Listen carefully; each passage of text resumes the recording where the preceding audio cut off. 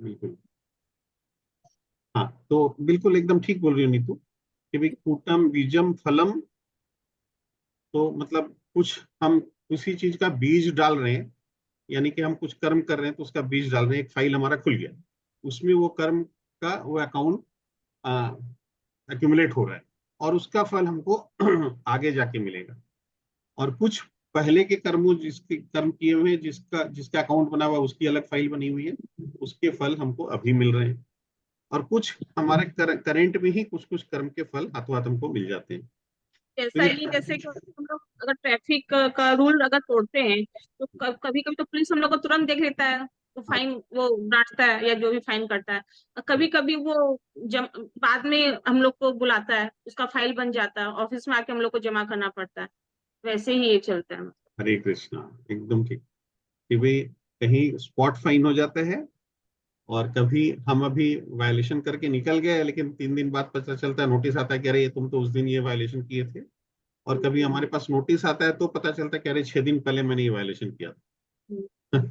तो ये 3 तरह का फाइल चलता है। और हमारा इनकम कैमरा में टैक्स तो में वो 3 साल चालू चलता रहता है। है ना, कैमरा से तो फोटो खींचा जा रहा है हम लोग का। हाँ, क्या बोल रहे हैं? लोग हमारे कैमरा इनकम से तो टैक्स में फोटो तीन खींचा तीन जा साल रहा बाद है भी ना। नोटिस आता है। हाँ, बिल्कुल। यहाँ तो 7 साल बाद भी आता है जीएसटी में। भैया ऐसा। यही होता है ना। हम्म, जैसे हम लोग सोचते हैं कि ये तो आदमी बहुत बुरा काम कर रहा है, तो ये इतना सुखी क्यों है। अपने करेक्ट। मन में हमेशा आता है कि आज हम तो कुछ नहीं किए फिर भी हम तकलीफ भोग रहे हैं, वो तो इतना गलत काम करता है, तो सुखी क्यों है। तो उसका बस अभी वो आना बाकी है।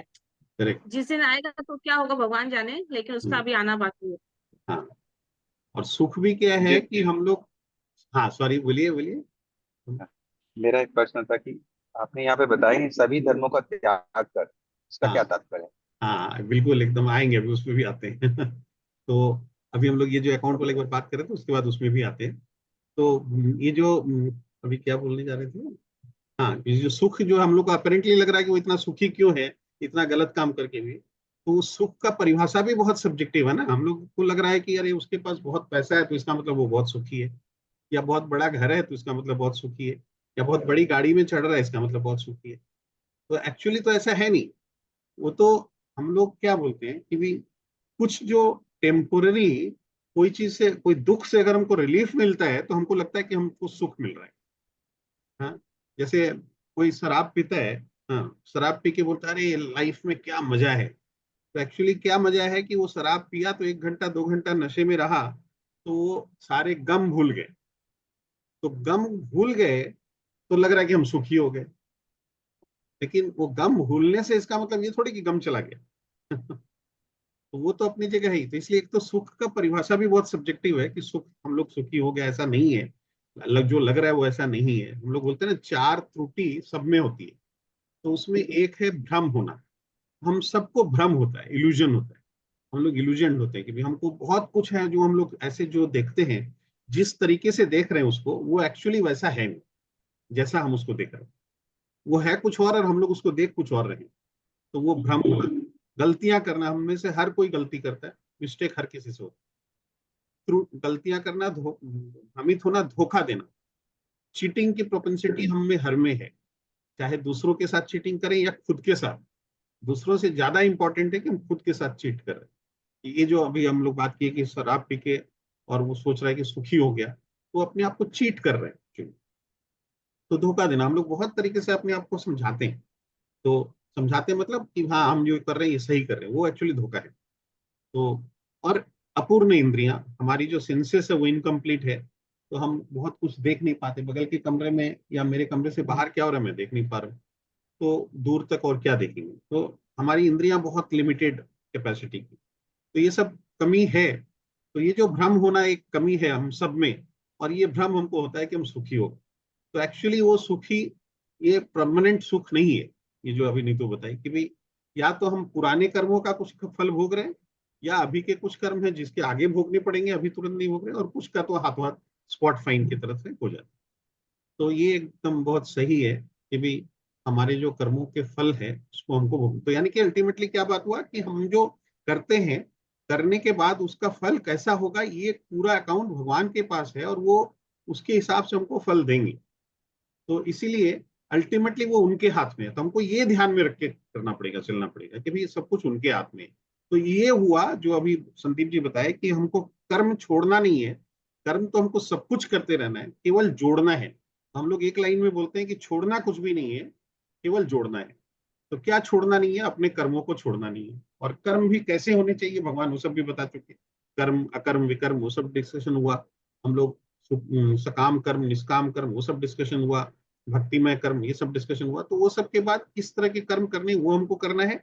और कर्म के फल के लिए हमको आस रख के नहीं बैठे रहना है, बस भगवान की सेवा में लगे रहना है। कैसे लगना है कि कर्म करते हुए ये ध्यान में रखना है कि इसका अल्टीमेट जो फल देने वाला है वो है, और उसका जैसा मर्जी वैसा वो फल दे। और भगवान यहाँ कमिटमेंट कर दे रहे कि तुम चिंता मत करो, बस मेरे ऊपर अगर तुम छोड़ के करोगे, मैं सब तरह से तुम्हारा ध्यान रखूंगा। I take the entire responsibility. Arjun को भी 18वां चैप्टर में भी बता दी। और जो सबसे बड़ी बात जो अर्जुन को बताया कि 5 एलिमेंट्स जो बताए कोई भी प्रोजेक्ट का, कि हम लोग सोचते हैं कर्ता मतलब मैं हूं, मैं कर रहा हूं। इंद्रियां, कर्म क्षेत्र यानी कि मेरा जो वर्किंग फील्ड है जिसपे मैं काम कर रहा हूँ। और इंद्रियां हमारी तीसरा एलिमेंट है कि हमारी इंद्रियों से हम कर्म करते हैं। और हमारी चेष्टाएं, ये 4 चीज को लेकर हम चलते हैं कि हम हैं, हमारा कर्म क्षेत्र है, हमारी इंद्रियों से हम कर्म कर रहे हैं और हमारे एफर्ट्स है, तो ये सब कुछ कर रहे हैं। और फिर भी कई बार हमको प्रोजेक्ट हमारा कंप्लीट नहीं होता है, हमको अचीवमेंट नहीं होता है, कोई मिशन कंप्लीट नहीं होता है। तो क्यों नहीं होता है? क्योंकि भगवान बोल रहे हैं कि वो जो 5वां एलिमेंट है वो मैं हूं। बोला जब तक वो 5वां एलिमेंट को तुम साथ में नहीं लोगे तो तुम्हारा प्रोजेक्ट कंप्लीट नहीं हो सकता है। और प्रोजेक्ट है क्या हमारा? अल्टीमेटली हमको सुखी होना है। तो वो प्रोजेक्ट में हमको कभी भी अगर 5वां एलिमेंट हम नहीं लेंगे, भगवान को साथ में नहीं रखेंगे, तो हम नहीं अकम्प्लिश कर सकते। तो ये भगवान का चेतावनी है कि मेरे बगैर तुम्हारा कंप्लीट नहीं होना है। अल्टीमेटली इसीलिए भगवान बोल रहे हैं कि मनमना भव मद भक्तो, मैंने मेरे भक्त बनो। मद्याजी माम नमस्कुरु, तो मेरे सदैव मेरा चिंतन करो, मेरे भक्त बनो। मन मना मैंने मेरा चिंतन करो। भव मद भक्तो यानी मेरे भक्त बनो। मद्याजी माम नमस्कुरु, मद्याजी मैंने मेरी पूजा करो। और माम नमस्कुरु मतलब मेरे को नमस्कार करो। इस प्रकार तुम निश्चित रूप से मेरे पास आओगे। और मेरे पास आने का मतलब क्या होता है? तो हम लोग तो नॉर्मल लैंग्वेज में समझेंगे कि मेरे पास अगर भगवान के पास चला गया हो तो इसका मतलब मर गया। हम लोग उतना ही समझते। लेकिन एक्चुअली मरना तो सबको है। जन्म मृत्यु जरा व्याधि, इस साइकिल में तो हम सब हैं। तो मृत्यु तो है ही आ गया सामने में। अब मृत्यु के बाद क्या होगा नेक्स्ट? हमको सेम योनि मिलेगी, स्पेसिस मिलेगी, या हम अधोगति में जाएंगे, या हमारा इंप्रूवमेंट होगा, ये हमको नहीं पता। तो प्रभुपाद बोलते हैं कि ये हमको ध्यान में रखना चाहिए कि भी हमारा आगे क्या होने वाला है, फ्यूचर क्या है। तो ये फ्यूचर ध्यान में रखते हो। तो फ्यूचर क्या है कि अगर हम जब तक इस भौतिक जगत में फंसे रहेंगे तो ये जन्म मृत्यु जरा व्याधि का जो साइकिल है इसके अंदर हम फंसे रहेंगे, इससे निकल नहीं पाएंगे। तो बोल रहे हैं अगर हम भगवत धाम जाएं यानी कि वैकुंठ जाएं, यानी कि आध्यात्मिक जगत जो ऊपर है उसमें यदि जाएं, जो 15वां चैप्टर में भगवान बताए थे कि नीचे वट वृक्ष का हमको छाया दिखती है, पानी के किनारे एक पेड़ है, वट बरगद का पेड़ है, हमको नीचे उसकी छाया दिख रही है और ऊपर पेड़ है। तो उसी तरह भगवान बताया कि जो नीचे छाया है वो ये भौतिक जगत की तरह है, और ऊपर जो पेड़ है वो आध्यात्मिक जगत है। इसका मतलब क्या हुआ? भगवान बता रहे हैं कि नीचे जो छाया है वो तो रियल नहीं है, हमको ऐसा दिख रहा है वो पेड़ के जैसा, लेकिन वो तो एक्चुअली पेड़ है नहीं। तो उसी तरह हमारे जो भौतिक जगत है इसमें हमको जो कुछ भी हम देख रहे हैं ये रियल नहीं है, ये इल्यूजन। और आध्यात्मिक जगत क्या है? वो रियल वर्ल्ड है, वो ऊपर में है। तो वहां पे असंख्य वैकुंठ है, भगवान के असंख्य लोक है। तो वहां वो भगवत धाम है। तो वहां जाने का मतलब भगवान बोल रहे एक बार जो भगवत धाम वापस आ गया, वो दोबारा कभी लौट के भौतिक जगत उसको जाने की जरूरत नहीं पड़ती। तो अभी तो हम लोग क्या हुआ, हट करके अपनी कुछ जिद के वजह से हम लोग यहाँ आ गए, और आ गए तो इस साइकिल में फंस गए। अब हमको अगर इससे छुटकारा पाना है तो हमको परमानेंटली यानी वापस अपने धाम में जाना पड़ेगा, जो भगवत धाम हमारा जो ओरिजिनल घर है। अभी हम लोग हायर्ड घर में रह रहे हैं, रेंटेड हाउस में। तो ये भगवान बता रहे हैं कि इस प्रकार तुम निश्चित रूप से मेरे पास होगी, यानी कि तुमको इन सारे वरीज से, चिंताओं से तुमको मुक्ति मिल जाएगी। तो मेरे पास आ जाओगे यानी कि permanently, then you will be permanently happy, divine bliss, मैं तुम्हें वचन देता हूँ, मतलब मैं तुमको एकदम ये कमिट कर रहा हूँ, डरो मत, क्योंकि तुम मेरे परम प्रिय मित्र हो। अर्जुन जो था भगवान का मित्र था। मित्र का मतलब ये हुआ कि भगवान का दास था, भगवान का सेवक था, भगवान का डिवोटी मतलब भक्त था। भक्ति के लिए हम लोग को बताया गया 5 तरह का रस से हम भक्ति कर सकते हैं भगवान। शांत रस में हम भगवान की भक्ति कर सकते हैं, दास्य रस में भगवान की भक्ति कर सकते हैं, सख्य रस में भगवान की भक्ति कर सकते हैं, माधुर्य रस में भगवान की भक्ति कर सकते हैं। तो शांत रस, दास्य रस, सख्य रस, माधुर्य रस और वात्सल्य रस। तो वात्सल्य रस में जैसे यशोदा माता भगवान की भक्ति की, माधुर्य रस में राधा या गोपियां भगवान की भक्ति की, दास्य रस में हनुमान जी भगवान की भक्ति की है, साक्ष्य रस में अर्जुन भगवान की भक्ति कर। तो ये इसलिए बोले कि तुम मेरे परम प्रिय मित्र हो, यानी कि तुम मेरे परम प्रिय भक्त हो। यानी कि जो भगवान की भक्ति में रहेगा उसको भगवान बोल रहे हैं कि ये तुम्हारे लिए मेरा कमिटमेंट है कि तुमको मैं तुम्हारा जो डिजायर्ड डेस्टिनेशन है वो मिल जाएगा। ये भगवान बोल, ठीक है ना। और उसके बाद देखिए 66 में आते हैं, जो अभी संतोष जी पूछ रहे थे।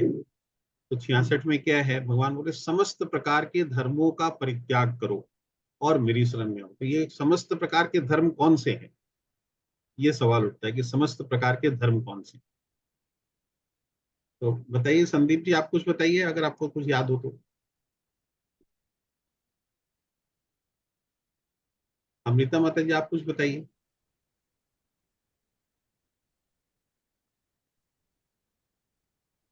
लीला प्रभु जी आपको भी कुछ।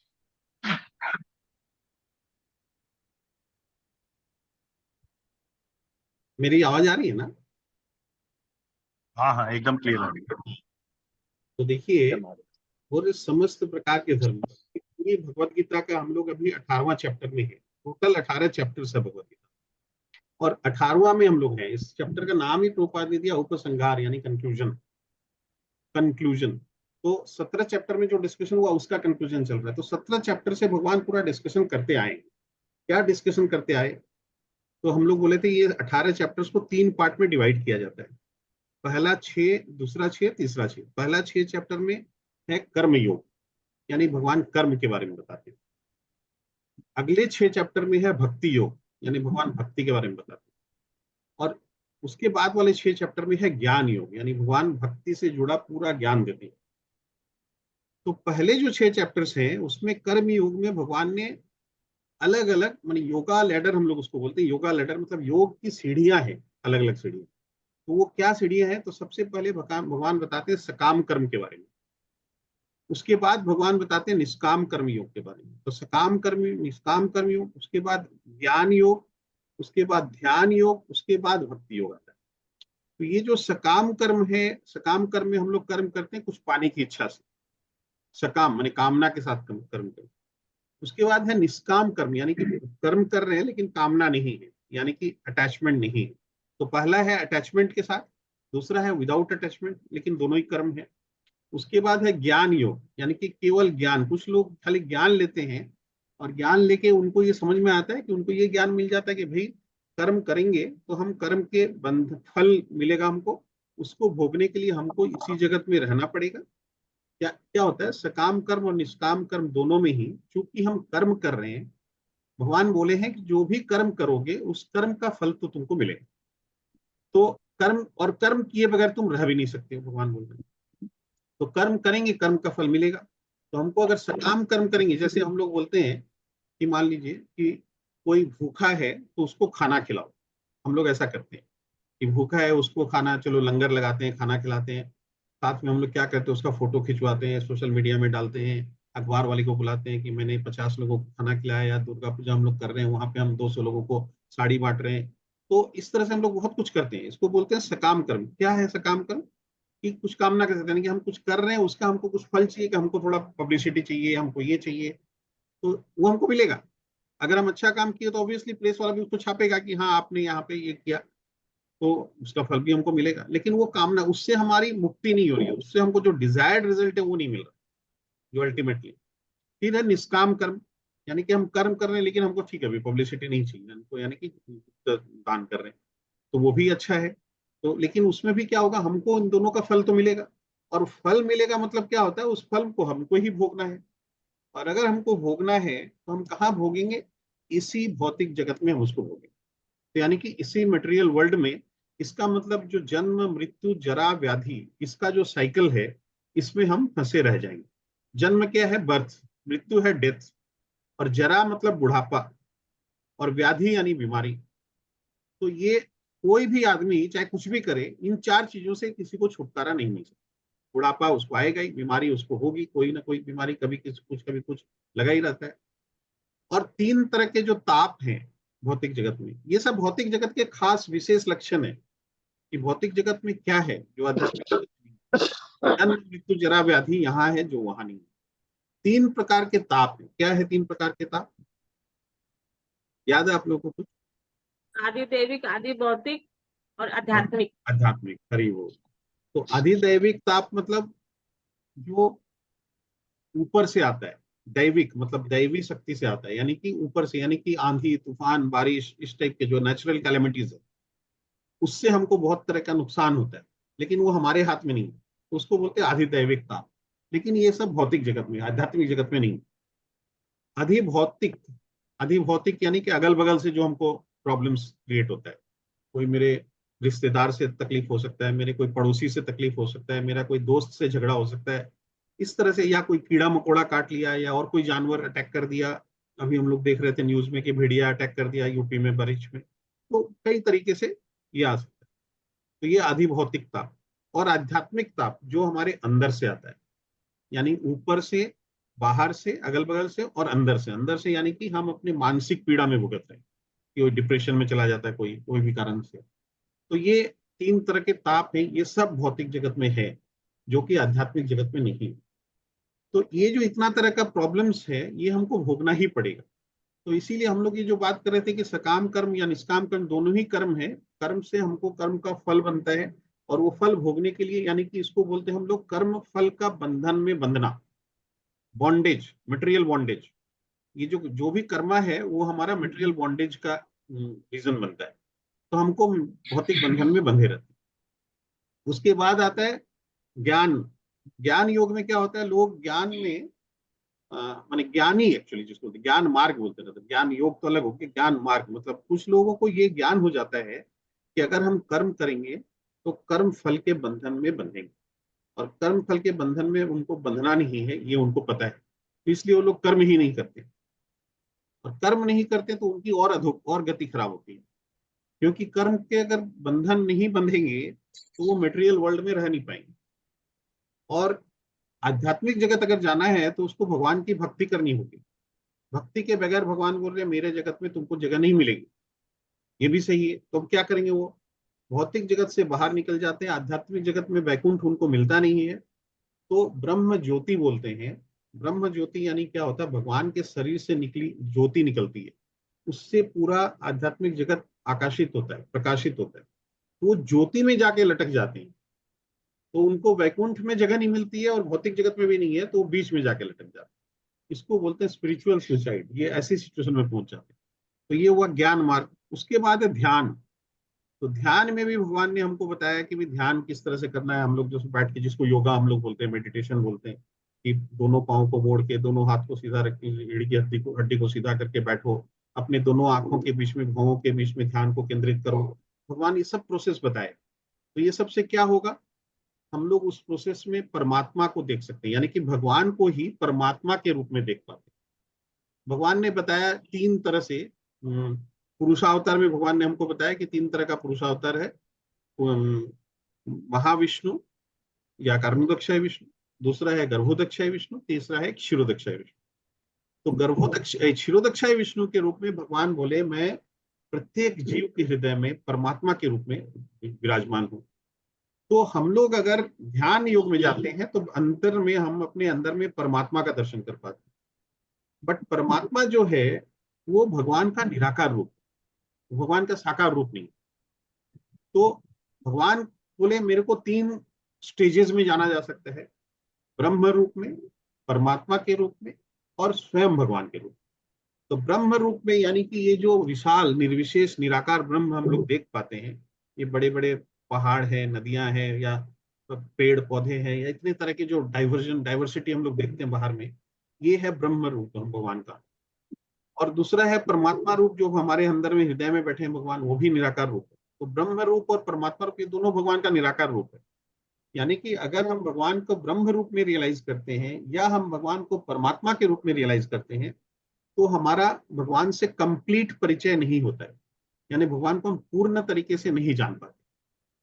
हमको अगर भगवान को पूरे तरीके से जानना है तो भगवान का साकार रूप में, जहां भगवान वैकुंठ में गोलोक वृंदावन धाम में बैठे हैं, अपने ओरिजिनल रूप में बैठे हैं, 2 हाथ और 2 पांव वाले भगवान, मोर मुकुटधारी भगवान, वंशीधारी भगवान, उस रूप में जो उनका ओरिजिनल रूप है भगवान, वो है भगवान का, भगवान के रूप में असली रूप वो, और अल्टीमेट है।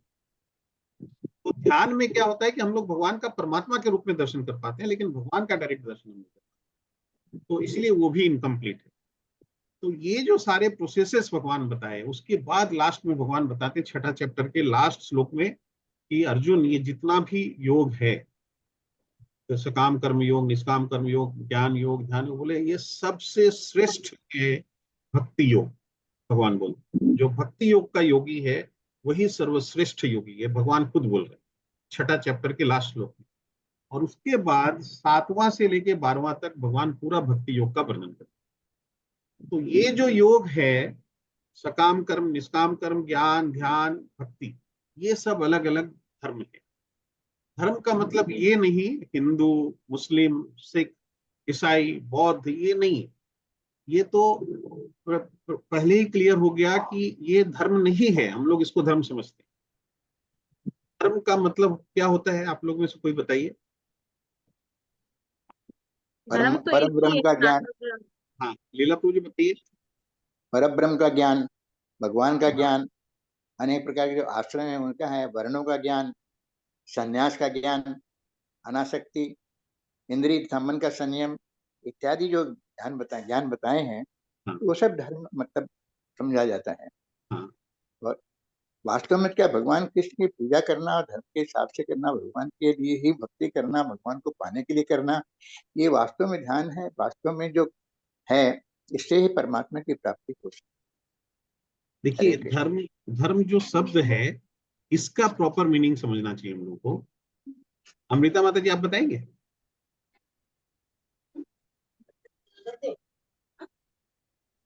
नहीं है शायद। देखिए, धर्म का मतलब क्या होता है, हम लोग जैसे बोलते हैं पानी का धर्म क्या है, अगर आपको पूछा जाए तो क्या बोलेंगे। है ना। बहना। अरे, अगर हम बोलेंगे कि आग का धर्म क्या है। गर्मी देना, हाँ, उष्मा। गर्मी मैंने ताप, हाँ ताप देना, उष्मा देना और प्रकाश देना, ठीक है ना। तो ये धर्म है आग का। तो हवा का धर्म क्या है। हवा का भी बहना। वही है। हाँ, बहना, बहना। तो इसका मतलब क्या हुआ, पानी है लेकिन वो बहेगा नहीं, ऐसा हो सकता है क्या। नहीं, अगर मान लीजिए अग्नि है लेकिन ताप नहीं देगा, ऐसा पॉसिबल है क्या। नहीं, तो इसका क्या मतलब हुआ कि ताप जो है या प्रकाश जो है, इसको आप अग्नि से अलग नहीं कर सकते। जो बहाव है उसको आप पानी से अलग नहीं कर सकते, ठीक है ना। इसको क्या बोलते हैं, लक्षण, मतलब उसके कैरेक्टरिस्टिक्स। हम लोग पढ़ते थे स्कूल में कि वाटर का प्रॉपर्टीज क्या है, इसका प्रॉपर्टीज क्या है, तो बहुत सारे केमिकल प्रॉपर्टीज, फिजिकल प्रॉपर्टीज बताया जाता है। तो प्रॉपर्टीज मतलब वो चीज होता है जिसको उस वस्तु से अलग नहीं किया जा सकता। You cannot separate it from that material, ठीक है ना। तो इसका मतलब बहाव यानी कि फ्लो को आप वाटर से सेपरेट नहीं कर सकते, वो उसको बोलते धर्म। हिंदी में उसको धर्म बोला जाता था, बंगाल, हम लोग बंगाली मीडियम से पढ़े, बंगाली में भी उसको धर्म बोला जाता था, और इंग्लिश में उसको प्रॉपर्टीज बोलते हैं। तो धर्म का मतलब होता है प्रॉपर्टीज, और प्रॉपर्टीज वो होता है जिसको आप उस वस्तु से अलग नहीं कर सकते, सेपरेट नहीं कर सकते। तो हिंदू धर्म, कोई आज हिंदू है वो क्या मुस्लिम नहीं हो जाता, या कोई आज मुस्लिम हिंदू है तो क्रिश्चियन नहीं हो जाता, या कोई मुस्लिम है तो वो क्रिश्चियन नहीं हो जाता। तो हम लोग तो देखते हैं ना कि धर्म परिवर्तन होता है, बहुत से लोगों का धर्म परिवर्तन कराया गया। तो इसका मतलब क्या हुआ, देन व्हाट इज दैट धर्म, हिंदू या मुस्लिम या सिख या ईसाई, क्या है इसका मतलब। प्रभु जी, मैं क्लियर कर पा रहा हूँ आपको क्या बोलना चाह रहा हूँ। हम्म। तो इसका मतलब धर्म हम लोग जिसको समझ रहे हैं वो धर्म नहीं, हमारा विश्वास है, फेथ। Code of conduct. हाँ, तो हम लोग देखिए फॉर्म में आजकल क्या लिखते हैं, by faith Hindu, by faith Muslim, by faith Christian. तो हम लोग जिस चीज को धर्म बोल रहे हैं वो धर्म नहीं है, वो हमारा फेथ है। और जो फेथ है वो बदली हो सकता है। आज हम बाय फेथ हिंदू है, कल हम बाय फेथ मुस्लिम हो गए, ऐसा हो रहा है। तो फेथ जो है वो बदली हो सकता है, तो इसलिए जो बदली हो सकता है वो हमारा धर्म नहीं है, वो हमारा प्रॉपर्टीज नहीं है। क्लियर हो रहा है? तो हिंदू मुस्लिम सिख ईसाई जो है ये धर्म नहीं है। संतोष जी, मैं क्लियर कर पा रहा हूँ आपको धर्म क्या है? हाँ हाँ हाँ, ये हम लोग अपने आपस में इसको बांट के रखे हैं, इसका ये करेक्ट, तात्पर्य है क्या? राइट, यानी सभी धर्मों का त्याग कर। करेक्ट। तो अब भगवान बोल रहे हैं समस्त प्रकार के धर्मों का परित्याग करो, यानी कि भगवान यहाँ पे हिंदू मुस्लिम सिख ईसाई के लिए नहीं बोल रहे हैं, क्योंकि भगवत गीता में या शास्त्र में कहीं पे भी हिंदू मुस्लिम सिख ईसाई नहीं है। आपको समझ में आ रहा है? ये हमारा क्रिएट किया हुआ है, इन दिनों क्रिएट किया हुआ है। हाँ, तो अब शास्त्र में क्लियर। आपको हिंदू मुस्लिम सिख ईसाई नहीं मिलेगा। तो भगवान यहाँ पे जो धर्म की बात कर रहे हैं, भगवान ने जो शुरू से एक एक करके जो हमको समझाया, एक एक करके कि सकाम कर्म को से क्या होता है, निष्काम कर्म से क्या होता है, भगवान सब चीज को एक्सप्लेन किए। सकाम कर्म होता क्या है, उससे क्या अच्छा होता है, क्या बुरा होता है। निष्काम कर्म होता क्या है, उससे क्या अच्छा होता है, क्या बुरा होता है। ज्ञान से, ज्ञान क्या होता है, ज्ञान कैसे किया प्रैक्टिस किया जाता है और उससे क्या अच्छा होता है, क्या बुरा होता है। ध्यान क्या होता है, उसको कैसे प्रैक्टिस किया जाता है, उससे क्या अच्छा होता है, क्या, सब बताए भगवान। और फिर भगवान अर्जुन को बोल दिए 18वां चैप्टर के स्टार्टिंग में कि अर्जुन, तुमको मैंने सब कुछ बता दिया है, अब तुम्हारा जो मर्जी सो करो। लेकिन भगवान अर्जुन को बोल रहे कि अर्जुन तुम अब मेरी बात सुनो, तुमको करना क्या है। तो यानी कि पहले ये भगवान इन्हीं को सबको धर्म बोल रहे हैं, सकाम कर्म, निष्काम कर्म, ज्ञान, ध्यान, ये सब चीज छोड़ दो। ये जो सारे थॉट्स है यहाँ पे भगवान जो धर्म की बात कर रहे हैं वो बोल रहे हैं कि ये सकाम कर्म, निष्काम कर्म, ज्ञान, ध्यान, ये सब सारा मार्ग छोड़ दो इसका। बोले ये सब छोड़ो, कुछ जरूरत नहीं है, तुमको मैं बता दिया। तुम पूछे अर्जुन, क्या होता है ना, एक एक करके अर्जुन क्वेश्चन करता है और भगवान उन सबका आंसर देते हैं। तो वो answer, question answer, question answer का पूरा सिलसिला चल रहा होता है। अब भगवान फाइनली अर्जुन को बता रहे हैं कि अर्जुन, तुमने जो कुछ पूछा वो सब मैंने तुमको क्लैरिफाई कर दिया, बट अब तुम अपना छोड़ दो, अब तुम मेरी बात सुनो, तुमको क्या करना है। और वहां पे प्रिस्क्रिप्शन दे रहे हैं, यानी कि भगवान अभी प्रिस्क्रिप्शन दे रहे हैं। और अपने प्रिस्क्रिप्शन में भगवान ये बोल रहे हैं कि तुम सब धर्मों का परित्याग कर दो, यानी कि ये सब चक्कर छोड़ दो। तुमको न सकाम कर्म में जाना है, तुमको न निष्काम कर्म के रास्ते में जाना है, न तुमको ज्ञान के मार्ग में जाना है, न तुमको ध्यान के मार्ग में, सब में जाने की जरूरत नहीं है। क्यों जरूरत नहीं है, वो भी डिस्कशन हो चुका कि भगवान बोल रहे हैं कि ये सारे रास्ते जो है ये टफ है, ये स्लो है। जैसे एग्जाम्पल भी प्रभुपाद हम लोग को बताते हैं कि अगर हमको यहाँ से कोई बिल्डिंग में गए और 40 तल्ला अरबना में गए, सतीश जी 35 तल्ला में रहते हैं, अब सतीश जी के पास जाना है 35 तल्ला, तो हमारे पास वहां पे दो तीन मार्ग है, तीन क्या 5 मार्ग है या 6 मार्ग है। क्या क्या 6 मार्ग है, 2 तो सीढ़ियां हैं और 4 लिफ्ट है। तो यानी कि देखा जाए तो 2 तरह के मार्ग है, एक सीढ़ी वाला मार्ग है, एक लिफ्ट वाला मार्ग है। तो या तो हम सीढ़ी से भी जा सकते हैं या लिफ्ट से भी जा सकते हैं, तो हम कौन सा प्रेफर करेंगे? लिफ्ट से जाएंगे obviously, लिफ्ट से जाएंगे। क्यों जाएंगे लिफ्ट से, सीढ़ी से नहीं जाते? जल्दी पहुंचेंगे, थकेंगे नहीं। तो एक तो जल्दी पहुंचेंगे, दूसरा इजी है, टफ नहीं है, तकलीफ नहीं होगा। ऑब्स्टिकल्स कम आएंगे उसमें रास्ते में, पर हाँ, बाई ऑब्स्टिकल्स। चांस ही कोई लिफ्ट खराब हो सकता है, लेकिन हम लोग हाँ, सीधे पहुंचेंगे वहां पे। हाँ, तो यानी कि सीढ़ी में जाएंगे, एक तला चढ़ेंगे, 2 तला चढ़ेंगे, हाँफने लगेंगे, फिर 10 सीढ़ी चढ़ेंगे, फिर रुकेंगे, फिर हाँपेंगे। कहीं किसी को कोई तकलीफ भी हो सकता है, सांस का तकलीफ हो गया और हो गया, पता नहीं कई तरह के प्रॉब्लम्स हो सकते हैं। लेकिन लिफ्ट में कोई प्रॉब्लम, ऑब्स्टिकल्स की चांसेस बहुत कम है और सीधा एकदम 35 में जाके रुकेंगे। तो ये रास्ता है, तो ये दोनों रास्ते में बहुत डिफरेंस है। तो इसलिए भगवान बताए कि ये सब छोड़ दो, तुमको ये सब में जाने की जरूरत नहीं है, तुम सीधा भक्ति मार्ग पकड़ो, यानी लिफ्ट का रास्ता पकड़ो और सीधा आओ मेरे तक। ये जो लिफ्ट है ये 35 और 45 तक नहीं जाता, अरबना में तो 35 तक सतीश जी और लास्ट 45। लेकिन भगवान का जो धाम है वो एकदम सीधा वहां तक जाता है, ये लिफ्ट, भक्ति का जो लिफ्ट वो लोग है। था, वो लोग हाँ, था। जो लोग वृंदावन धाम चल जाते हैं। आध्यात्मिक जगत हमसे बहुत ऊपर है और उसमें भी असंख्य वैकुंठ है। और वो जितने वैकुंठ हैं उसमें भी सबसे ऊपर जो है टॉप तो वैकुंठ, यहाँ से सबसे दूर है। वो है गोलोक वृंदावन धाम। उनका नाम है गोलोक वृंदावन धाम। वहां भगवान बैठे हैं, अपने ओरिजिनल रूप में बैठे। हर एक वैकुंठ में भगवान है, ये भी ध्यान रखिए, हर एक वैकुंठ में भगवान है, लेकिन अलग अलग रूप में है।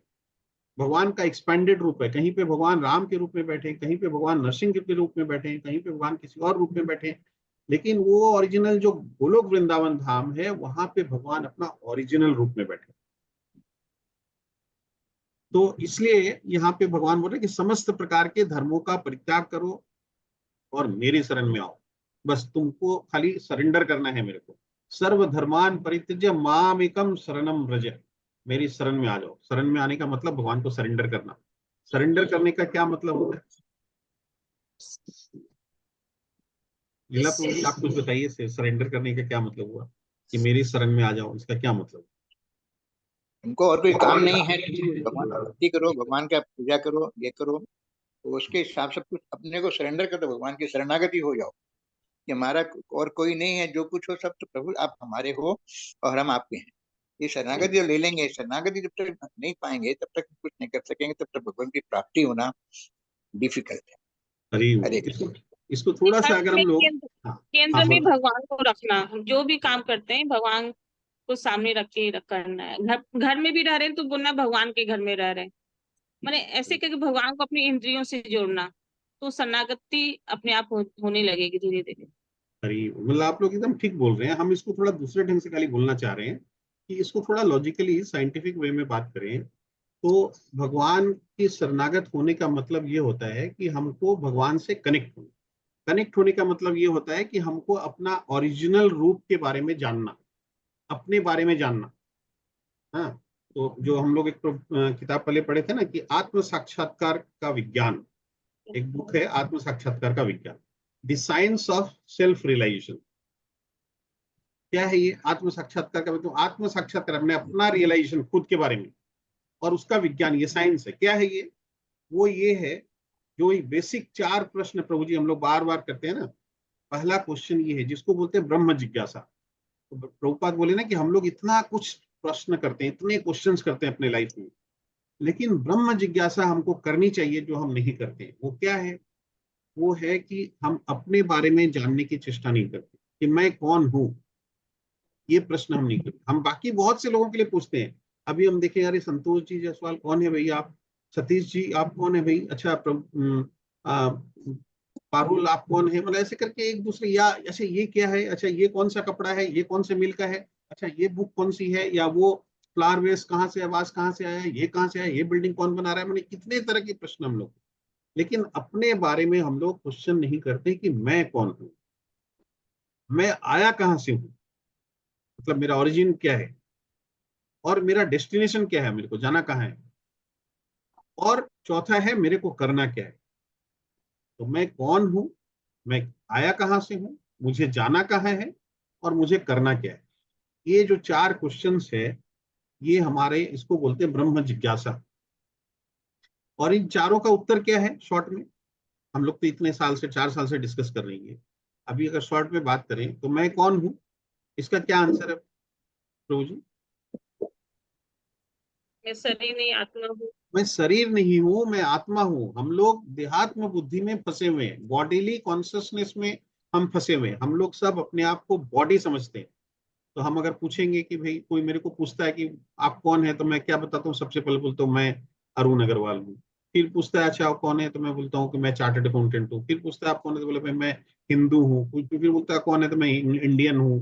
फिर पूछता है कि या कोई परिचय देता है ये बहुत बड़े आदमी है, या ये बहुत, क्या क्या हम लोग बताते रहते हैं। ये सब क्या है? ये सब शरीर हमारा से जो संबंधित परिचय, है। हाँ, सब शरीर से संबंधित है, भौतिक शरीर से परिचय है। संबंधित, सब शरीर से संबंधित है। हमारे जितने भी परिचय हम देते हैं, ये सब हमारे शरीर के साथ साथ खत्म हो जाएंगे, नष्ट हो जाएंगे। जैसे ही हमारा शरीर खत्म होगा, हमारे सारे परिचय खत्म हो जाएंगे। तो इसका मतलब हम लोग क्या बोलते हैं कि वो चले गए। जैसे कोई एक बीमार है आदमी, और डॉक्टर देख रहा है, आखिरी सांस ले रहा है, और अचानक से डॉक्टर साहब बोलते हैं कि अरे ये तो चले गए, जबकि वो तो एज इट इज वहीं पे है, पड़ा हुआ है। लेकिन फिर भी हम लोग बोलते हैं वो तो चले गए।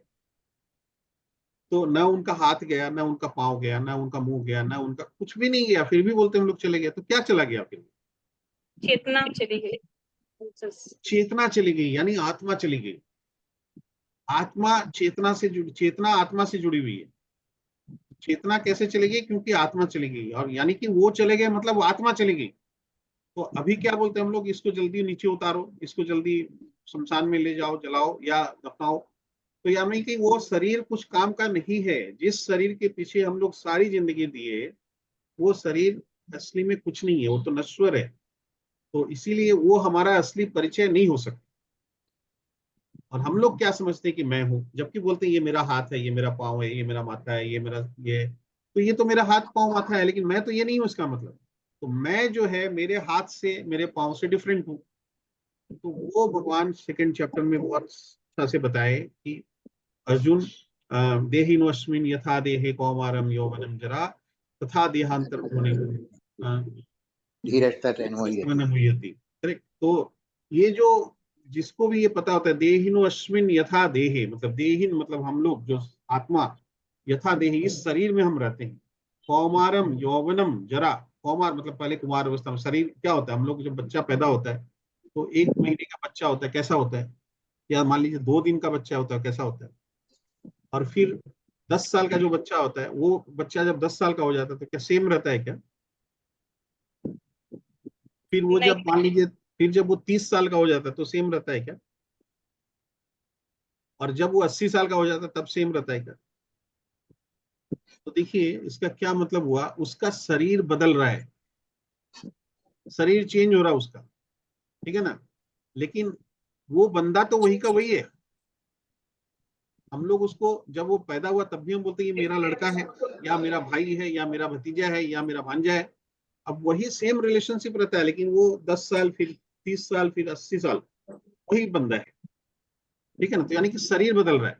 तो शरीर बदल रहा है लेकिन हम नहीं बदल रहे। तो उसी तरह भगवान बोल रहे हैं कि बाद में क्या होता है कि हम ये शरीर को छोड़ के दूसरे शरीर में चल जाते हैं, है ना?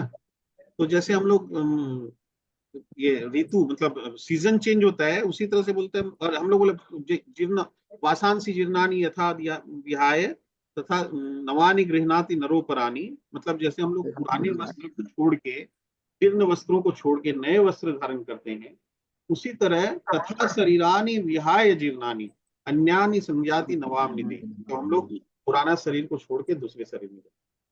तो हम लोग का खाली शरीर परिवर्तन होता है, लेकिन हम तो वही हैं। तो इसका मतलब हमारा परिचय शरीर से नहीं है, तो हम एक्चुअली आत्मा है। तो ये हमारा असली परिचय है। तो इसलिए बोल रहे हैं कि भी हमारा जो परिचय है कि हम शरीर नहीं, हम आत्मा। तो मैं कौन हूं? तो उसका आंसर हमको मिलता है कि मैं ये शरीर नहीं हूं, मैं आत्मा हूं। दूसरा क्वेश्चन आता है कि मैं कहां से आया हूं? तो भगवान ने क्या कहा, अहम सर्वस्व प्रभो मत्त सर्वम प्रवर्तते। भगवान बोले कि मैं सबका उद्गम हूं। तो मैं भगवान कहाँ है वो? मतलब भगवान ने बता दिया कि नीचे भौतिक जगत है, ऊपर आध्यात्मिक जगत है। मैं आध्यात्मिक जगत में गोलोक वृंदावन धाम में बैठा हूँ, भगवान ने सारा बता दिया, ठीक है ना? 7 से 12 तक भगवान क्या बताए, अपने बारे में पूरा रिवलेशन किए। भगवान अपना पूरा परिचय देते हैं, अपनी शक्तियों के बारे में बताते हैं, अपनी विभूतियों के बारे में बताते हैं, भगवान को हम कैसे जानेंगे वो सब बताते हैं। तो ये सब से भगवान अपना परिचय दे रहे हैं। तो यानी कि भगवान भगवत धाम के बारे में बताते हैं। तो इसका मतलब, और ये बताते हैं कि हम लोग इस भौतिक जगत में वहां से ही आए हैं, अपनी जिद करके यहाँ आके फंस गए। तो यानी कि मैं कहाँ से आया हूँ? भगवत धाम से आया हूँ, वैकुंठ से आया हूँ। मेरे को जाना कहाँ है? ऑब्वियसली एक मछली को अगर हम पानी से निकाल के रखेंगे तो क्या होगा उसका? मर जाएगी। हाँ, पहले छटपटाएगी, छटपटाएगी, छटपटाती रहेगी, और थोड़ा देर बाद मर जाएगी। तो वो क्या चाहती है? इसका मतलब जब तक वो छटपटा रही है तब तक हमको उसको क्या चाहिए? वापस पानी पानी। चाहिए। पानी चाहिए। यानी कि उसको हम वापस, वो चाहती है कि हम पानी की जगत में उसको वापस छोड़ दें, जो उसकी दुनिया है, पानी की दुनिया। तो उसको, यानी कि उसको पानी की दुनिया में ही वापस जाना है। अगर नहीं जाने देंगे तो वो यहाँ पे छटपटा के मरेगी। तो वैसी ही हमारी अवस्था है। तो यानी कि हमको जाना क्या है? हम आपको अपने धाम में वापस जाना है। और हमको करना क्या है? अब भगवान ये पूरा भगवत गीता में यही बताए कि हमको करना क्या है। तो सारा प्रोसेस भगवान बता दिए कि अर्जुन तुमको दैवी स्वभाव के बारे में बताया, आसुरी स्वभाव के बारे में बताया कि ये आसुरी स्वभाव होते हैं और ये दैवी स्वभाव होते हैं। फिर भगवान बताया कि अपनी शक्तियों के बारे में कैसे तुम मेरे को पहचानोगे। शक्ति और शक्तिमान के बारे में भगवान बताए कि मेरे को मेरी शक्तियों से पहचानना है तुमको। फिर भगवान ने सारे योग बताए। फिर भगवान ने बताया कि भक्ति योग का योगी सर्वश्रेष्ठ है, यानी कि भक्ति योग में लगना पड़ेगा। भक्ति कैसे करना भगवान ये बताए। तो ये सारा करके अल्टीमेटली हमको बता दिए कि हमको क्या करना है। तो अल्टीमेटली क्या हुआ, ये जो मैं कौन हूँ, मैं कहाँ से आया हूँ, मुझे जाना कहाँ है और मुझे करना क्या है, तो ये जो आंसर है, ये आंसर मिलने का मतलब हुआ कि भगवान को सरेंडर करना, कि मैं जो कुछ भी कर रहा हूँ ये करने वाला मैं नहीं हूँ। अच्छा, हम जो जीव हैं, हम जो आत्मा है, ये भी भगवान ने क्या बताया, भगवान ने आत्मा का परिचय भी दे दिया कि ममे वांसे जीव लोके जीव भूत सनातनम, है ना। भगवान ने बताया कि प्रत्येक जीव मेरा शाश्वत अंश है और वो उसका इंडिविजुअल आइडेंटिटी बना रहता है, ये भी भगवान बताए। तो यानी कि हम भगवान के साथ हमारा जो परमानेंट परिचय है, रिलेशनशिप है, इसके बारे में जानना, इसको रियलाइज करना, और भगवान बैठे हैं मेरी रक्षा करने के लिए, इसके बारे में जानना, भगवान का कमिटमेंट है मेरे प्रति, ये जानना, भगवान का मेरा कर्तव्य है भगवान की सेवा करना, ये जानना, तो इसको बोलते हैं सरेंडर करना है, समर्पण, शरणागति, कि भगवान को की शरण ग्रहण करना, कि भगवान ही है और कोई नहीं है मेरा, इसको बोलते हैं। और इसके लिए आप लोगों ने प्रभु जी जो बताया कि भी हमको भगवान का ध्यान करना है, भगवान का शरणागति, हम भगवान का ध्यान, भगवान की सेवा कितने तरीके से कर सकते हैं, कैसे कैसे कर सकते हैं, याद है? भक्ति के हिसाब से नवदा भक्ति। हाँ, नवधा भक्ति, हरि वो नवधा भक्ति, श्रवणम कीर्तनम विष्णु स्मरणम पाद सेवनम अर्चनम वंदनम वंदनम। दास्यम सख्यम आत्मनिवेदनम। तो श्रवण और कीर्तन भगवान का जो सबसे पावरफुल है, 9 में से सबसे पावरफुल टूल है श्रवण और कीर्तन, कि क्या श्रवण करना है और क्या कीर्तन करना है, भगवान का गुण। हरि बोल, भगवान के नाम, भगवान के रूप, भगवान के गुण और भगवान की लीलाएं। तो भगवान के नाम, रूप, गुण और लीलाओं का श्रवण करना है और कीर्तन करना है, ये सबसे पावरफुल टूल है भगवान का सेवा करने का, भगवान की सेवा।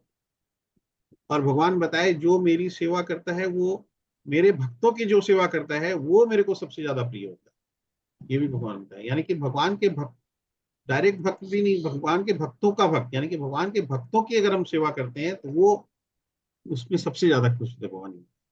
भगवान कैसे जाने जाते हैं?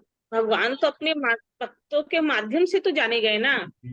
वो लोग तो भगवान का नाम रूप का लीला का वर्णन कर, जिससे भगवान को अपने भक्त ज्यादा प्रिय है। करेक्ट। तो भगवान जो है, उनके जो भक्त हैं वो भगवान के बोनाफाइड रिप्रेजेंटेटिव्स हैं भगवान के। तो भगवान के क्या बोलते हैं हिंदी में, क्या बोलते हैं बोनाफाइड रिप्रेजेंटेटिव्स, मतलब हिंदी में क्या बोलेंगे उसको? पार्षद है ना। हाँ, हाँ पार्षद, पार्षद, हाँ पार्षद। पार्षद भी बोलते हैं, और नॉर्मल हिंदी में क्या बोलते हैं, रिप्रेजेंटेटिव को क्या बोलते हैं?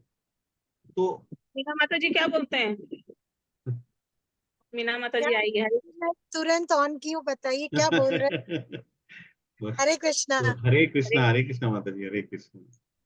तो जो भी है, तो भगवान के वो बोनाफाइड रिप्रेजेंटेटिव होते हैं जो भगवान के भक्त होते हैं, शुद्ध भक्त होते हैं। तो इसीलिए, और नीतू ठीक बोली एकदम, कि भगवान के शुद्ध भक्त जो होते हैं वो भगवान की का जो मैसेज है वही हम तक पहुंचाने के लिए आते हैं।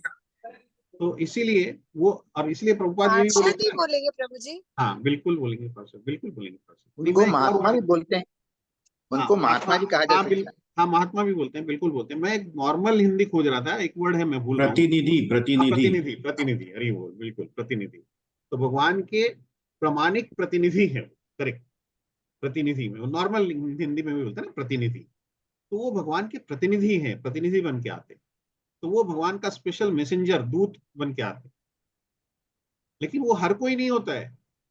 तो प्रभुपाद देखिए, हम लोग को बताए थे कि कोई भी जो भगवान का शुद्ध भक्त होगा वो कभी भी क्लेम नहीं करेगा कि वो भगवान है, कभी भी वो सेल्फ प्रोक्लेम नहीं करेगा कि मैं भगवान हूं। लेकिन साथ में प्रभुपाद ने यह बताया कि हमको अपने गुरु को भगवान के समान मानना चाहिए।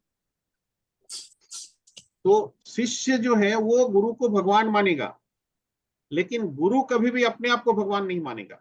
दोनों में बहुत माने गूढ़ बात है, प्रभुपाद बहुत अच्छा से बताया इसको, कि गुरु कभी भी अपने आप को भगवान नहीं मानेगा, क्लेम नहीं करेगा, लेकिन शिष्य का कर्तव्य है कि वो गुरु को भगवान माने, भगवान के समान है। बोले वो भगवान नहीं है लेकिन वो भगवान के समान है, क्योंकि भगवान के प्रामाणिक प्रतिनिधि है, बोनाफाइड रिप्रेजेंटेटिव।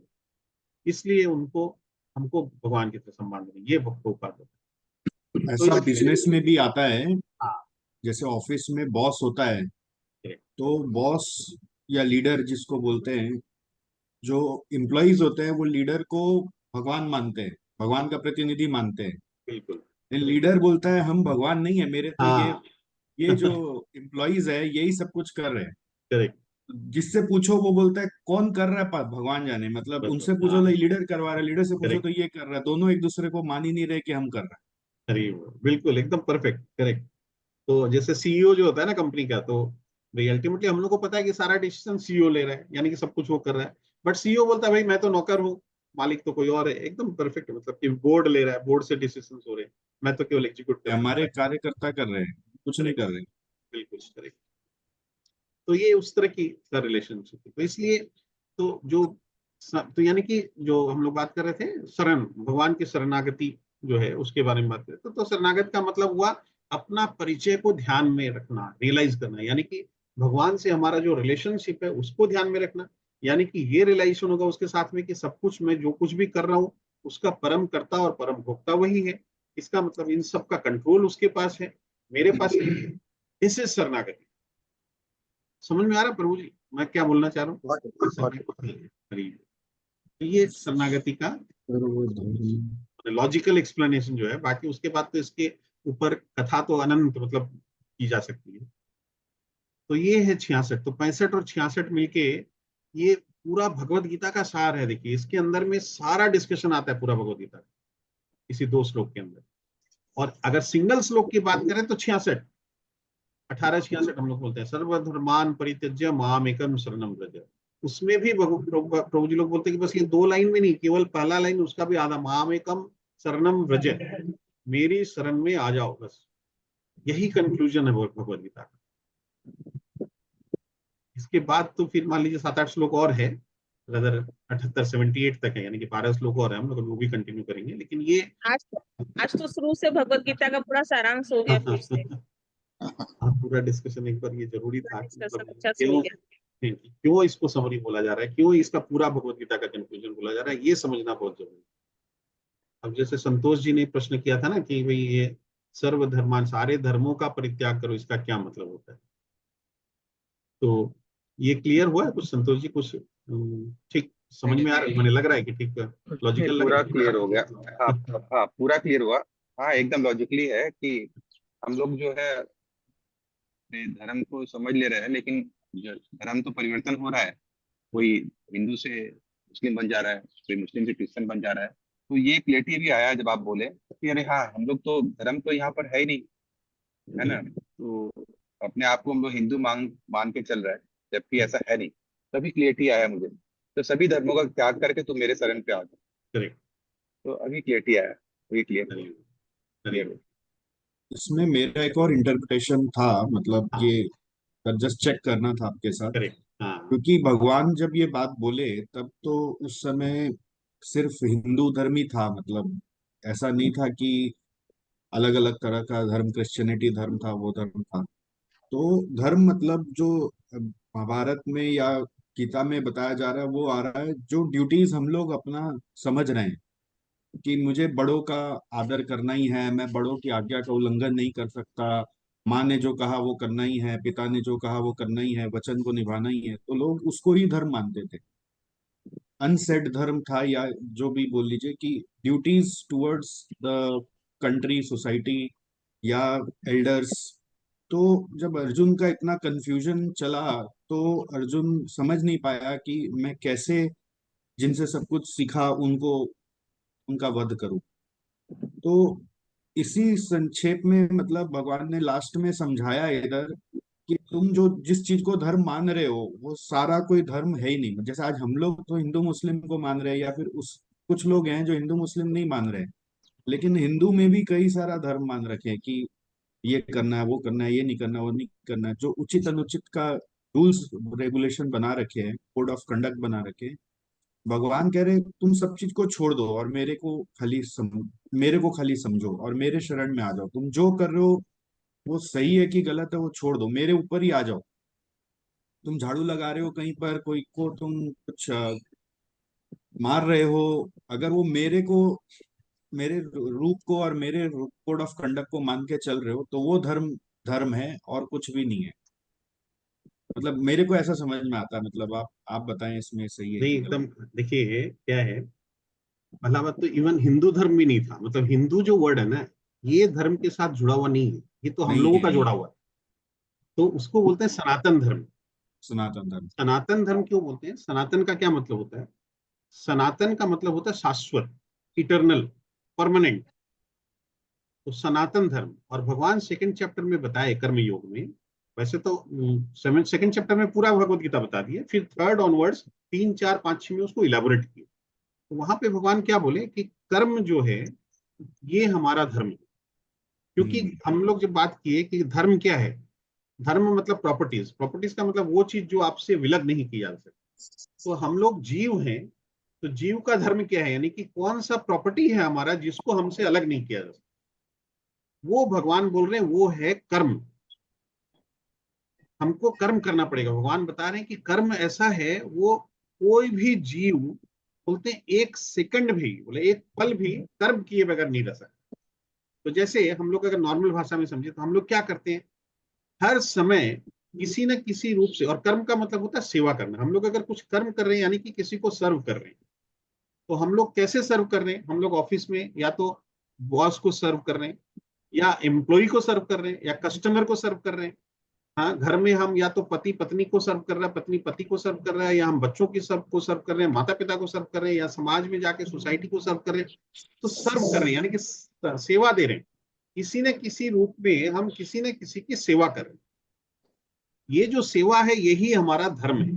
धर्म का मतलब, क्योंकि सेवा को हमारे से अलग नहीं किया जाता। सेवा हम करेंगे ही, किसी न किसी रूप में हम किसी न किसी की सेवा कर रहे हैं हर समय। तो ये हम, इसको हमारे से अलग नहीं किया जा सकता। यानी कि कर्म, कर्म यानी सेवा, सेवा यानी कर्म। तो सेवा को हमसे अलग नहीं किया जा सकता। अब फिर भगवान बताए कि हमको क्या कर्म करना चाहिए। तो वहां भगवान सेकंड थर्ड चैप्टर में देखिएगा, भगवान बताते हैं कि विष्णु को तुष्ट करने के लिए भगवान वहां पे यज्ञ बताए। और यज्ञ क्या होता है? बोले जो भी कर्म हम विष्णु को तुष्ट करने के लिए करते हैं वो यज्ञ है। हम लोग समझते हैं यज्ञ मतलब अग्नि जला के उसमें घी की आहुति डालना, और मतलब वो यज्ञ नहीं है। भगवान बोल रहे हैं भगवत गीता में, सोचिए, भगवान बोल रहे हैं कि विष्णु को तुष्ट करने के लिए जो कुछ भी किया जाए वो यज्ञ है। विष्णु कैसे तुष्ट होगा? तो ये थोड़ी कि किसी को भी मारो काटो कुछ भी करो। अर्जुन को भगवान ये थोड़ी बोल के अर्जुन मारो काटो, कोई भी है मार दो काट दो, ऐसा थोड़ी बोले भगवान। कब बोले भगवान अर्जुन को युद्ध करने के लिए? पांडव लोग जब छटपटा पांडव लोग छटपटा रहे थे युद्ध करने के लिए। बोलो नीति, नीतू बोलो। जब भगवान, सारा ऑप्शंस खत्म हो गया था। हाँ, हाँ, जब यानी कि शांति कुपन के भी गए कौरव के पास में कि 5 गांव दे दो, हाँ, तो उन्होंने कहा कि नहीं, एक सुई का नोक तक भी नहीं देंगे। तब भगवान ने युद्ध। करेक्ट। तो इसका मतलब देखिए भगवान वहां पे क्या बोलते हैं, यदा यदा ही धर्मस्य ग्लानिर्भवति भारत अभ्युत्थानम अधर्मस्य तदात्मानं सृजाम्यहम् परित्राणाय साधूनाम विनाशाय च दुष्कृता धर्म संस्थापनार्थाय संभवामि युगे युगे। लास्ट लाइन में क्या बोल रहे हैं? धर्म संस्थापनार्थाय, धर्म को पुनस्थापन करने के लिए संभवामि युग, मैं युग युग में आता हूँ। और क्या ये स्टार्टिंग बोलते हैं, यदा यदा ही धर्मस्य ग्लानिर्भवति भारत, माने धर्म की जब ग्लानि होती है भारत में, यानी कि हानि। धरती पर जब धर्म का ह्रास होता है, यानी कि अधर्म जब फैलता है, यानी कि जो आसुरी लोग का राज होता है, जब दैवी लोगों की कमी होती है, इस तरह का जब पृथ्वी पर भार पड़ता है, मेरे भक्त जब तकलीफ में आते हैं, वो दुखी होते हैं, तब मैं उनका उद्धार करने के लिए आता हूँ भगवान। ठीक है ना? तो इसीलिए, और अभी क्या हो गया था, अधर्म बहुत ज्यादा फैल गया था, भारी पड़ गया था। पांडव जो विशेष भक्त थे भगवान के, पूरे यो थे, क्या नाम, सात्विक, माने सात्विक से भी ऊपर, राजसिक, तामसिक, राजसिक, सात्विक, उससे ऊपर होता है माने उससे भी ऊपर, मतलब वो इन तीनों गुणों से परे थे वो लोग। और उनको भी वो नहीं मिल रहा था। और वो क्या था, वो लोग क्षत्रिय धर्म वाले थे, मतलब यानी कि भगवान जैसे वेदों में भगवान ने ये भी बताया कि वेद मेरे दिए हुए। वेद में क्या है? वेद में वर्णाश्रम धर्म के बारे में बताया। वर्णाश्रम धर्म क्या होता है? वर्ण और आश्रम, तो 4 प्रकार के वर्ण बताया गया है, ब्राह्मण, क्षत्रिय, वैश्य, शूद्र। और 4 आश्रम के बारे में बताया गया, ब्रह्मचर्य, गृहस्थ, वानप्रस्थ, संन्यास। और आप जो भी सतीश जी बता रहे थे ना कि जो रूल्स रेगुलेशंस, इसको बोलते हैं कर्म कांड। तो वेदों में क्या है ना, पूरे कर्म कांड है, ऐसा प्रोसेस से पूजा होना चाहिए, वैसा होना चाहिए, ये नियम होना चाहिए, ये कानून होना चाहिए, ऐसा होना चाहिए, ये सारे वेदों में बताए। तो भगवान बोले वेद भी मेरे ही दिए हुए हैं, और वेदों में जो कर्म कांड है वो मेरे बनाए हुए, यानी कि ब्राह्मण क्षत्रिय वैश्य शूद्र ये सारा सिस्टम मेरा बनाया हुआ है, ताकि समाज में एक डिसिप्लिन मेंटेन्ड हो। और डिसिप्लिन रह के आप क्या करोगे, अल्टीमेटली भगवान बोलते हैं कि वेदों का भी अल्टीमेट जो ऑब्जेक्टिव है मेरे तक पहुंचना है। भगवान बोलते हैं कि वेदों का भी, यानी कि जो कर्म कांड जो है, कर्म कांड का भी अल्टीमेट उद्देश्य है मेरे तक पहुंचना, भगवान बोलते हैं। लेकिन वो डिसिप्लिन वे में धीरे धीरे प्रोसेस में बढ़ोगे तुम। और यहाँ भगवान बोल रहे हैं कि तुमको वो डिसिप्लिन का भी जरूरत नहीं है। तुम अगर भक्ति योग में जाते हो तो इन सब से ऊपर है, तुमको कोई डिसिप्लिन और कानून और नियम और उस सब की फॉलो करने की जरूरत नहीं, सीधा बस भक्ति कर रहे हो। मतलब कोई भी, चाहे ब्राह्मण हो, चाहे क्षत्रिय हो, चाहे वैश्य हो, चाहे शूद्र हो, तुम चाहे ब्रह्मचर्य आश्रम में हो, चाहे गृहस्थ आश्रम में हो, चाहे वानप्रस्थ आश्रम में हो, चाहे संन्यास आश्रम, जिस भी आश्रम में हो, जिस भी वर्ण के हो, तुम डायरेक्ट भक्ति में लग सकते हो। और भक्ति करोगे तो तुम्हारा सारा प्रॉब्लम सॉल्व हो जाएगा, यानी कि जो भक्त होगा वो कोई डिस्क्रिमिनेशन नहीं करेगा किसी से, तो वो तो ऐसे ही शुद्ध होगा, वो किसी के प्रति गलत भावना रखेगा ही नहीं। भगवान बता दिए ना वहां पे कि विद्या विनय संपन्ने ब्राह्मणे गवि हस्तिनी सुनी चय व सुपा के च पंडिता समदर्शी, कि वो समदर्शी होगा, वो सबको समान रूप से देखेगा, यानी कि वो डिस्क्रिमिनेशन ही नहीं करेगा। तो बाहर से बाह्य रूप से कोई कैसा है देखने में, कोई पशु के रूप में है, या कोई जीव के रूप में मनुष्य योनि में है, या मनुष्य में भी कोई लूला है, लंगड़ा है, या काला है, गोरा है, या हिंदू है, या मुस्लिम है, या अमेरिकन है, या इंडियन है, या अफ्रीकन है, कोई डिस्क्रिमिनेशन नहीं करेगा। वो तो सब में बस ये देखेगा कि इसके अंदर भी तो भगवान है परमात्मा के रूप में, बस वो इतना ही देखेगा। तो इसलिए वो वर्ण के चक्कर में, यानी कि नियम कानून के कटघरे उसमें घेरे में नहीं पड़ेगा, वो सीधा भक्ति में लगेगा। और धर्म की बात जो आप लोग वापस कर रहे थे कि धर्म का मतलब हुआ सेवा करना, और सेवा हम लोग को किसी न किसी के रूप में करनी है। किसकी सेवा करनी चाहिए, और हम लोग किसकी कर रहे हैं, हम लोग अपनी सेवा में लगे रहते हैं, अपनी इंद्रिय तृप्ति में लगे रहते हैं, है ना, अपनी सारी इंद्रियों को हम अपने आप को सेटिस्फाई करने में लगे रहते हैं। लेकिन भगवान बोल रहे हैं हमको अपने आप को नहीं, भगवान विष्णु के रूप में है, भगवान बोल रहे हैं कि विष्णु को तुष्ट करने के लिए अपनी इंद्रियों को सेवा में लगाओ। यानी कि हम जब अपनी इंद्रियों को भगवान की सेवा में लगाएंगे, तब हमारे लिए वो असली यज्ञ है, और उसी से हमको उसका जो क्या बोलते हैं, मतलब ये जो संन्यास की सिद्धि, यानी कि पूर्णता, संन्यास की पूर्णता उसी में है, कंप्लीटनेस, वो तभी कंप्लीट होता है कि हम अपनी इंद्रियों को भगवान की सेवा में, कैसे भगवान की सेवा में लगाएंगे, वही श्रवणम कीर्तनम विष्णु स्मरणम पाद सेवनम, इस तरह से हम भगवान की सेवा में लगाएंगे। कैसे, उसका अल्टीमेट प्रोसेस क्या है, माम एकम शरणम ब्रज, हम भगवान के शरण में जाते हैं, यानी कि हम भगवान के साथ अपने रिलेशनशिप को जब ध्यान में रखते हैं, रियलाइज करते हैं, और हम अपने सारे कर्मों को उनके प्रति डायरेक्ट करते हैं कि हम क्या करने से भगवान खुश होंगे, तो यही हमारे लिए शरणागति है, और यही हमारा धर्म है। और इसी को बोलते हैं सनातन धर्म, नॉट हिंदू धर्म। हिंदू मुस्लिम सिख ईसाई ये सब तुम्हारे बनाए हुए, ये है सनातन धर्म। सनातन मतलब शाश्वत, इटर्नल। तो हमारा इटर्नल धर्म है हमको सेवा करना, और हमको भगवान की सेवा करनी चाहिए, ना कि खुद। इसका कोई आदि नहीं अंत नहीं है सनातन। हाँ, सनातन धर्म जो है, मतलब सनातन मतलब शाश्वत।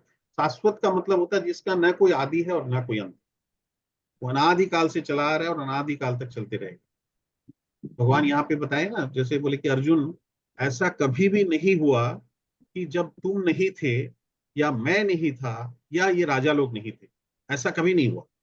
और ना ही ऐसा कभी होगा कि तुम नहीं रहोगे, या मैं नहीं रहूंगा, या ये राजा लोग नहीं रहेंगे, सब रहेंगे भगवान। इसको बोलते हैं डुएट पर्सनालिटी, डुअल को बोलते हैं, इसको द्वैतवाद इसको। कुछ लोग अद्वैतवाद को फॉलो करते हैं। भगवत गीता में द्वैतवाद के बारे में भगवान बताएं कि द्वैत यानी कि डुएट, यानी कि मेरा इंडिविजुअल आइडेंटिटी और तुम्हारा इंडिविजुअल आइडेंटिटी बना रहेगा परमानेंटली, चाहे तुम इस जगत में रहो चाहे ऊपर जगत में। तो जो भी है ये तो अल्टीमेटली हमको। रमेश मामा जी 2 दिन से ज्वाइन किए हैं, बहुत दिन के बाद। हरे कृष्णा सर, हरे कृष्णा। म्यूट म्यूट है सर, आपका म्यूट में है। हाँ, जय श्री कृष्णा। जय श्री कृष्णा सर। बहुत दिनों बाद एक्चुअली ज्वाइन करने की बहुत बार कोशिश की है, लेकिन कोई ना कोई ऐसा कारण आ जाता था, हाँ ठीक ज्वाइन बात नहीं कर पाते थे, है। तो देरी भी हो जाती थी। एक्चुअली सुबह जो है वो कुछ एक सत्संग का और ज्वाइन कर लिए, हाँ तो उस वजह से यहाँ नहीं कर पाते। लेकिन चलो। चलिए चलिए सर, बहुत अच्छा लगा। और आज इतने दिन बाद ज्वाइन किया तो सबसे इम्पोर्टेंट श्लोक गीता के बारे में जो है, गीता का हाँ, जी का जो है उसके बारे में आप चर्चा कर रहे हैं, सुन के अच्छा लग रहा था। सुन रहा हूँ सर, बताइए सर आप। ये तो हम लोग थोड़ा सा आपको भी सुने कुछ। सर आप एक ही बात है ना सर, जो आप बता रहे हो वही, मैं उससे बाहर कहाँ हूँ, हरे कृष्ण, ठीक है बात। ना। सर्वधर्मान् परित्यज्य मामेकम शरणं व्रज अहं त्वा सर्वपापेभ्यो मोक्षयिष्यामि मा शुचः। तो गीता जो क्या, गीता का जो जो परम उपदेश है वही है शरणागति, जो आप बता रहे हैं कि सब कुछ छोड़ करके भगवान की शरण में हो जाओ। इतने भक्त ज्ञान योग, ध्यान योग, कर्म योग, सबके बारे में भगवान ने बताया। लास्ट में भगवान ने कहा कि भक्ति योग जो है सर्वश्रेष्ठ है, भक्ति योग में ही आ जाओ और मेरी मेरी शरण में हो जाओ, और फिर मैं तुम्हें जो है, फिर तुम्हें और कोई चिंता करने की जरूरत नहीं है अर्जुन। बस अपना जो है, आप अपने आप को मुझे सुपुर्द कर दो, मैं फिर तुम्हारा भी करूंगा, कुछ योगक्षेम का होगा। बार बार भगवान ने हर गीता में हर जगह यही बोला ही है कि मत, जैसे 55वां जो 11वें अध्याय का जो 55वां श्लोक जो है ना, वही वो भी, उसमें भी भगवान ने ही कहा कि मत कर्म कृत मत परमो,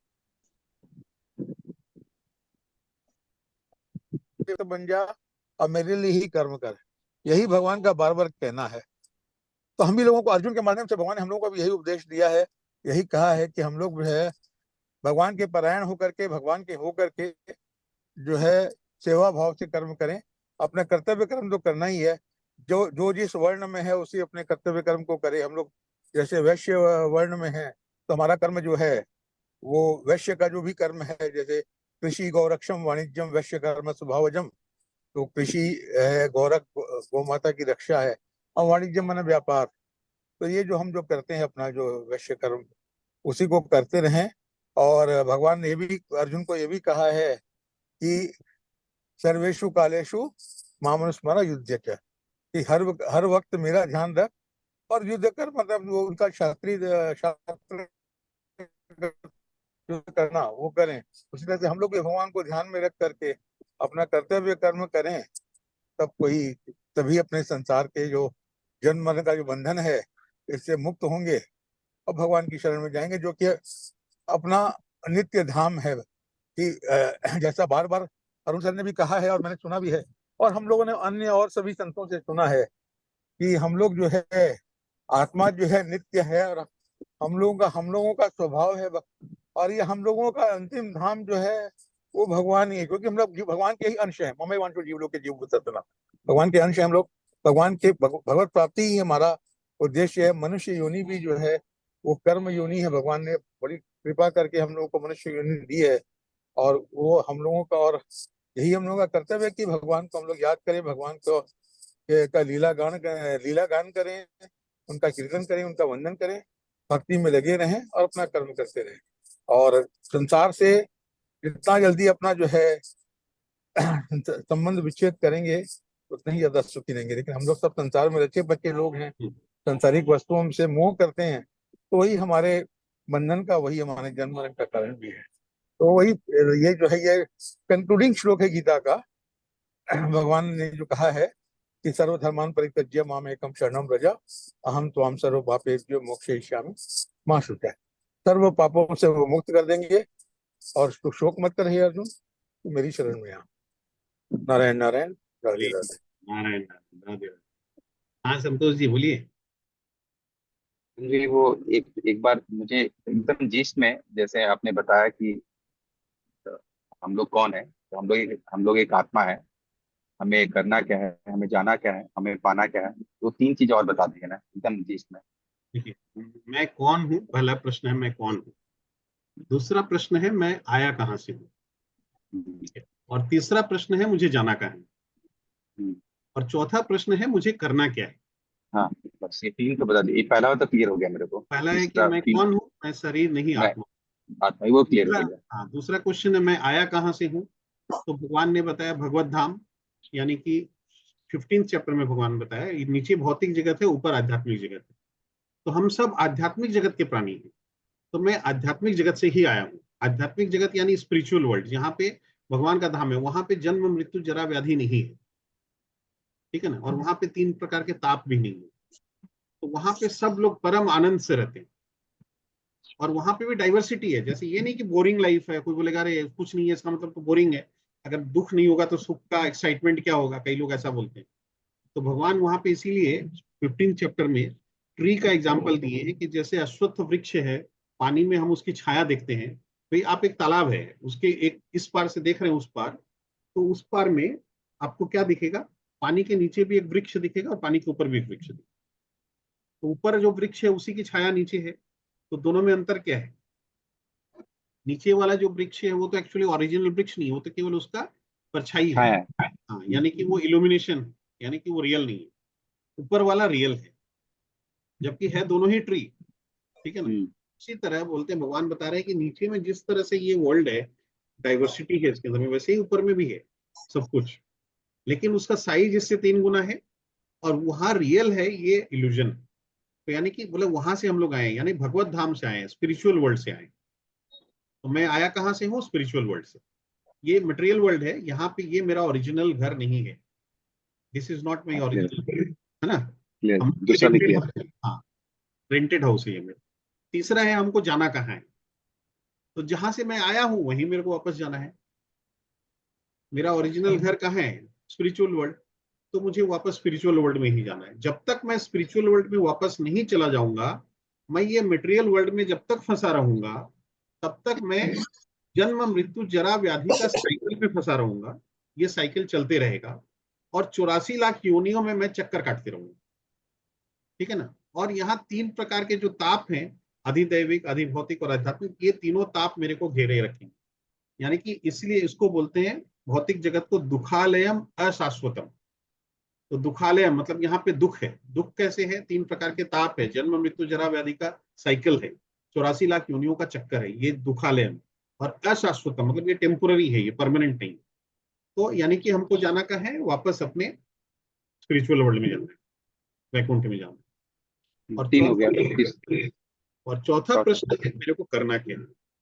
तो मेरे को करना क्या है? मेरे को अपनी इंद्रियों को अपने अंश की सेवा में लगाना है। हमारा भगवान के साथ क्या रिलेशनशिप है कि मैं भगवान का परमानेंट अंश हूँ। ममे वांशे जीवलोके जीव भूत सनातन। भगवान बोलते प्रत्येक जीव मेरा शाश्वत अंश है। तो यानी कि हम भगवान के अंश हैं, भगवान हमारे अंशी हैं। तो मैं कौन हूँ? हमारा जो परिचय था कि मैं आत्मा हूँ और भगवान का अंश हूँ, ये हमारा परिचय है कि भगवान का मैं आत्मा हूँ और भगवान का अंश हूँ, यानी भगवान के साथ मेरा एक परमानेंट रिलेशनशिप। तो उसी तरह फिर चौथा में आता है कि मेरे को करना क्या है? मेरे को अपने अंशी की सेवा करनी है। यानी कि हमको अपनी इंद्रियों को अपनी सेवा में नहीं लगा के भगवान की सेवा में लगानी, वैकुंठ की सेवा है, विष्णु की सेवा में लगानी है। विष्णु के लिए उसको बोलते हैं यज्ञ करना, कि विष्णु की सेवा में अपनी इंद्रियों को लगाना। तो सारांश ये हुआ कि मैं कौन हूँ? मैं एक आत्मा हूँ। मैं आया कहाँ से हूँ? आध्यात्मिक युग से आया हूँ। कहाँ जाना है? आध्यात्मिक युग में जाना है। और करना क्या है? भक्ति करना है। हाँ, तो चौथा, आध्यात्मिक युग नहीं, आध्यात्मिक जगत। आध्यात्मिक युग नहीं, आध्यात्मिक जगत आध्यात्मिक में, जगत। हाँ, हाँ, आध्यात्मिक जगत में जाना है। और करना क्या है?